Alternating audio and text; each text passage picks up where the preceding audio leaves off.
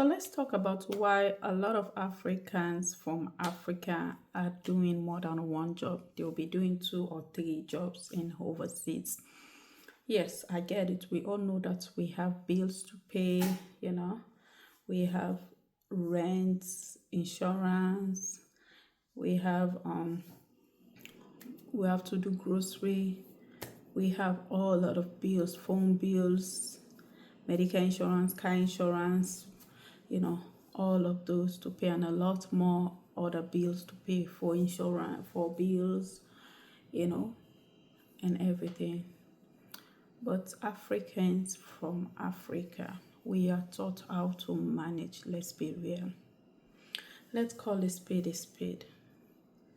We came from background where we are taught how to manage because we don't have enough, like the way people in third countries have money.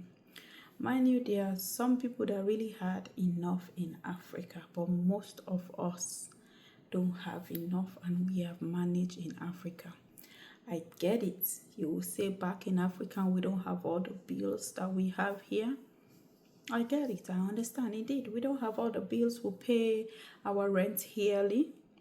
Here we pay monthly, and sometimes even our yearly rent is more cheaper than the monthly rent here. Or probably even if you decide to take a more expensive house, maybe the 2 months of rent is equivalent to a year rent in Africa. So I get all of those, and we don't have all of the other bills that we have to pay. We pay light bill, but of course it's not as expensive as it is here, you know, and all those things. So I get what you are saying. Yes, the cost of living back there is not that expensive, but the means to live there was very, very limited, or is still very, very limited. But we are able to manage. There are people that are working back in Africa that they pay less than $100, but they are able to pay their bills. They are able to take care of themselves and their families. Let's be real, they are. But here we have to do 2-3 jobs. So in this video, I'm going to tell you why Africans from Africa, I'm not talking about people that we met in overseas, but why Africans from Africa had to do more than one job, even though we came from humble background where we literally manage, like it's a way of life to manage our resources, because we don't really have options. We don't have option. If you don't manage, imagine they pay you $100 or less than $100. You have to pay your rent there. You have to feed yourself. You have to pay transportation. I know people in the comment section will say, how can somebody live with on $100 or less? Yes, people are living on $100 or less in Africa. They know how to manage. They can go and buy a little fish and come and cook food, and it tastes very good. They go and rent house that they can afford. Yes, pretty much everywhere is okay. Everywhere is okay in Africa, except those people that decide to live by the slum or the bays or the rivers. But everywhere, it's not like here when you have bad area and you have good area. You have the wood, you have nice neighborhood and bad neighborhood. If we are anything that we can call bad neighborhood is a risky neighborhood. We don't really have like a bad neighborhood. When I say risky, like what I say, people that are living close to the river, the slums, you know, like flooding, or probably they are living close to a bridge that might break on them. So that's what we have there. Whereas here, you have certain areas that probably you say, I don't want to live in that area. You know, even if you check on Google, they will have some negative reviews, and you have certain areas that are considered to be good areas. So in Africa, everywhere is good, except if you choose to go and live in an area where you are at risk for natural disaster to happen. So in Africa, someone working less than $100 will go and rent a house that he or she can afford. The house may not be pretty, but he or she can afford it. And as I say, every area is pretty safe. Africa It's peaceful. We leave our doors open throughout the day. We leave our windows open throughout the day, sometimes at night. And we're not scared, because when somebody is ready to come, they will knock and you will tell them come in. So that's how we live. It's not like here you have to close your door, you have to have camera in most cases, not in all cases, because let's be real, back here and overseas, especially in the US, most people have cameras. You have to be vigilant, about your safety and stuff. So anybody can go and rent anywhere with that money. The only difference will be the type, or the type of the structure of the house. With that money, we just probably rent a little house that is not fancy. So at least we grew up in a community where everyone is manageable. Why do we need to work more than one job in the US? Why can't we just work our full-time hours, maybe take an extra overtime or two or so that we will be able to pay bills? Genuinely, some people, it's because of the bills here. Yes, the bills are here because, let's say, maybe you are a single parent or you are by yourself, so it's going to be hard. Maybe you have car note, you have other things. It's going to be hard. Probably that's why some people are doing more than one job. But let me tell you, the majority of Africans are doing more than one job, not for the reason you think people are doing it for. Not for the reasons you think people that were met in this overseas country are doing it for. Most of the time, Africans are doing more than one job just to take care of family members and friends back in Africa. Just to go and satisfy community people back in Africa. That is why they are doing 2-3 jobs. They don't even have time to sleep on their bed. Not because they go vacation. A lot of Africans, we don't go vacation. Let's be real. Especially people from my country. I hardly see them say, oh, I go vacation. Thank God now a few of them are going to vacations now. I see now. But most of the time, their only vacation they will do is go back to Africa and go and spend money. So when they come here, they have the pressure from back home. When we come here, pressure from friends, family. Like me, my families, they don't really pressure me. I would say that they don't pressure me. But because Africa, all of us live like families. Your friend is your family. So I had a lot of people, some people we are not even that close, they will call. And if you're somebody that has, that have sympathy, that feels for people, which I am, you will see yourself giving out all your money to these people. So, but a lot of people is their families. So the family will be calling you for everything. And do you know how they're going to be calling you? As if you had not traveled, they will not eat. Like, even if they want to eat gari, even if they want to eat cookies, what they call biscuits, they will have to call you. Hey, I want to buy cookie. Even if they want to make their birthday, they will call you. All their responsibility will be on your head because you are in overseas. It's as if you commit a crime for coming to overseas, or they think having money here it's easy, and you be here working yourself. You don't have time to lay down in your sleep in your bed. You don't have time to rest. You don't go to vacation. You are there working and working, and you don't have anything to show for it because you are sending all of it back home.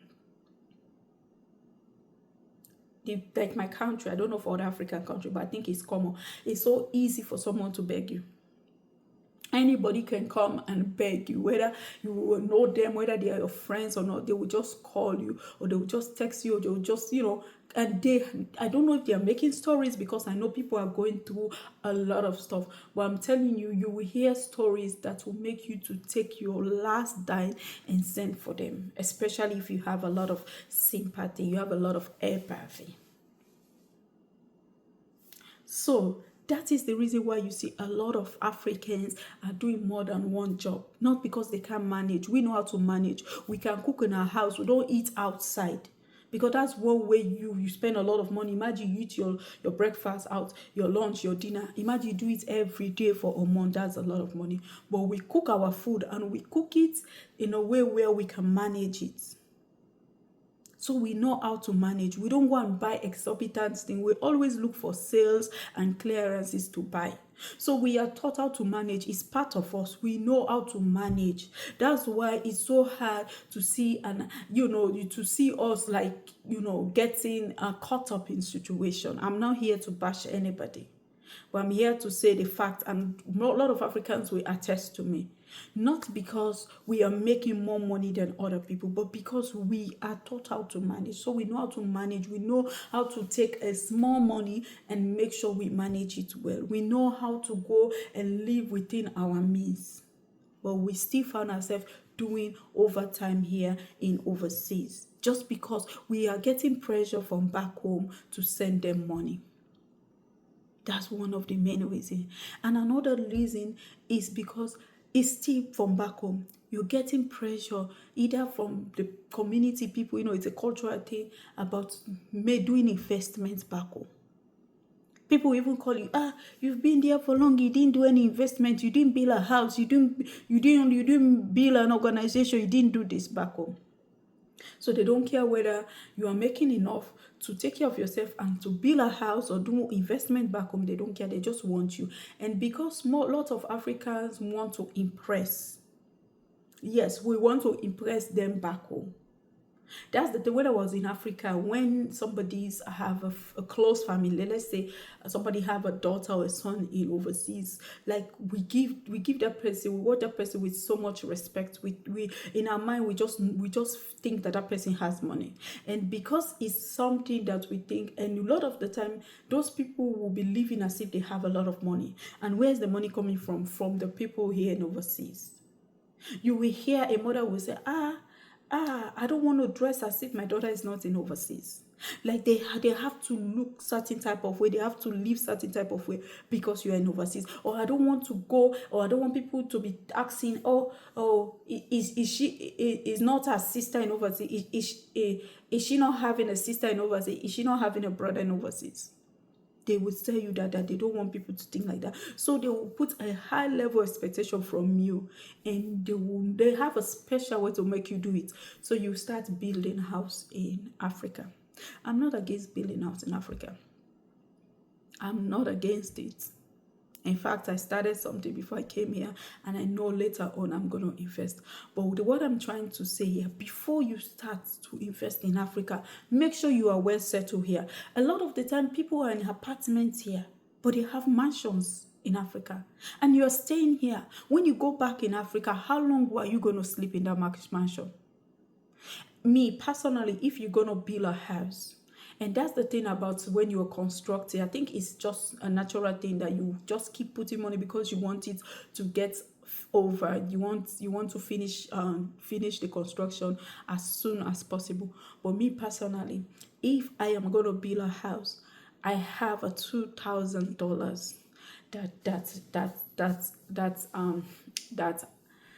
that remains after I have paid my bill. I'm not just going to send all of the $2,000 towards my construction back in Africa. No. I'm going to make sure I put money aside for my gas. After I put money aside for my gas, I save some money in my account. Then I have some money here. So probably out of that 2,000, I might send 700 towards my construction. Because I have to take care of myself here first. I have to take care of me before worrying about people in Africa. I don't stay in Africa. I don't stay, and for those of us that have children, we are not even sure if our children would like to go and stay there. So it's just me coming here to tell you why a lot of Africans are in so much pressure, These are the reasons. So there will be, some of them will be subletting a room here, and they are building mansion back in Africa. And that's the thing. A lot of the time, we are planning about tomorrow. What about now? And unfortunately, some people will not see the tomorrow that they are planning for. So as an African living in overseas, please, as you are planning for tomorrow, please enjoy your now. I know it's good to invest. I know it's good to build. I know it's good to do things. But while you are doing those things, please eat some of the money. Please eat some of your money. Because at the end of the day, you don't know what will happen tomorrow. By faith, by grace, we're going to live long. We're gonna live long, we're gonna grow old, but you never can tell. So that's the thing. That's why you see Africans are working so many hours, because they are taking care of people home. They want to please their community back home. They want to please their family back home. Their family wants them to build a mansion. Their family wants them to build a family house. And after they are finished building the family house, they will tell them, okay, you have to build your own house because this is for the family. Everyone will come. After you finish building their own house, another auntie will say, I want you to build an house for me, or I want you to create this, or your mama, like there is always, they always have responsibility back home. There is always a responsibility back home. So please, Africans, take care of yourself. Take care of yourself. If you are doing more than one job, let it be because of here. Invest here. I'm not against you investing back home, but invest where you stay. Invest in overseas. Invest here. Invest where you stay. This is where you stay. This is where you stay. You cannot be subletting, lying down on the floor. You don't even have a good bed. And then you build a mansion and put in the best bed in that mansion back in overseas. It's just my advice. It's just my advice. I know most of the time we want to go back to Africa when we get old. It's true. But what's the guarantee? What's the guarantee? What's the guarantee? By faith, we know we'll get old. By faith, we know we'll get old. While you are investing for your old age, please eat some now. Please eat some now while you are investing for your old age. Another reason also, you have some Africans, they want to show off because that's what society is expecting them. They want to show off back in their community that they are in overseas. You have had a lot of Africans in overseas. Oh my God. I want them to know that I'm in overseas, that they will tell you literally here that they want people back home to know that they're in overseas. And when these people started begging, everyone is coming, they started grumbling. Because you are printed a picture as if everything is okay. You have shown a picture that as if everything is easy. So guys, if this video, I'm gonna stop from here because I will keep talking. Please take care of yourself. Please take care of yourself. You came here to better your life. If you have not bettered your life to the extent that you want, how will you be able to better someone? Don't let people drink out of a cup that is not yet full enough. Because if you are subletting a room, I will not say that cup is full enough. You are still renting an apartment. I will not say, I'm not judging, but just my opinion. I will not say that cup is full enough. But after you've got your house, you have extra savings in your account to pay your mortgage or anything for emergency, then whatever extra will come, you will start investing in Africa. You will start, and you always have extra to go your vacation, live your life. You will start investing in Africa because we have just one life, guys. Let nobody fool you. Let this is saying, may nobody not bother you. We have one life. Live it to the fullest. You stay in overseas. This is where you stay. Make your life comfortable in overseas. Make your life comfortable. Because at the end of the day, they will keep drawing from you until your cup is empty. We've had story where people build their houses, mansions back in Africa, but they were not alive to live in there. Or maybe they get a medical condition that made them not to go and stay in Africa because they need to be here to have the professional medical help. And the house is there, and you don't even know the people that are staying there might be even people that don't like you. These people are living without your money. Just imagine if you were not here. What I'm telling you, I only realize it lately. They will live, they will survive. If you have it, fine. Like me, I like helping people. Like that's one of my passion. People that know me, they will see this video, especially people that will grow up, they know that's me. But I have to face reality. If you are that person that couldn't hear people's problem, which I am, without you not trying to help, Me, I will take my last to help. Stop picking their calls. That's how I'm surviving now. Because I know if I pick their calls and they tell me this terrible story, I will go and take the money that I'm supposed, I've done it several times, that I'm supposed to pay bills with, and give them, and then call the people that I'm supposed to pay their bills and make a payment plan. I have done it. So when I'm here telling you guys, I'm not telling you because of stories. I am telling you because of something that I've experienced. So please take care of yourself. So because me, the only thing, I don't pick their calls. I don't, because I know I cannot give anything right now. And I know, as I've told you, there's several times that I've given my last. Things that I've already scheduled for, things that are money that I'm supposed to use to pay my bills. I have given it because in my mind, oh, if I don't help, honestly, that's me. My conscience will fault me. So probably someone like me will come across this video. I am not saying, like I say, whenever I pray to God, and I'm not here to look good, and God is my witness, I will say, God, provide for me because I want to help people. Like when I help people, I feel satisfied. I feel satisfied. When I'm helping people, I'm not happy there for them to give me back. That's why you hardly hear me say people are ungrateful. I don't say it. That's why I say hardly. Because I am not doing it for you to pay me back. I am doing it for me, my conscience, for God to help. Because this is what I like. Because I know this is the only thing that I can do. This is the only thing that I can do. I build mansion. I'm not going with a mansion. I kept money in the bank, a lot of money. I'm not going with it. So why am I just talking of my finances? I'm not even sure. Why will I not help the people that I need? Mind you, I will help, but I'm not going to give all. I'm still going to have something that I know I can fall back. But imagine I don't have enough to even fall back. I don't even have maybe anything to fall back. And then I'm taking my little and giving. That's how most of us Africans behave. And that's how I was behaving. But I stopped because I always think about myself. I'm a single mother. I have 2 kids. And we all know how hard it is to live here. I have to pay all the bills on myself. I'm like, okay, let me take a break first and take care of me, because what I'm having is not even enough. It's not even enough. In fact, that's why I'm hoping that my social media platform will grow. At least let me have a substitute means of income. I hope this video will go viral and help to educate Africans. Because sometimes, like what I'm saying now, I didn't hear it. I didn't think about it.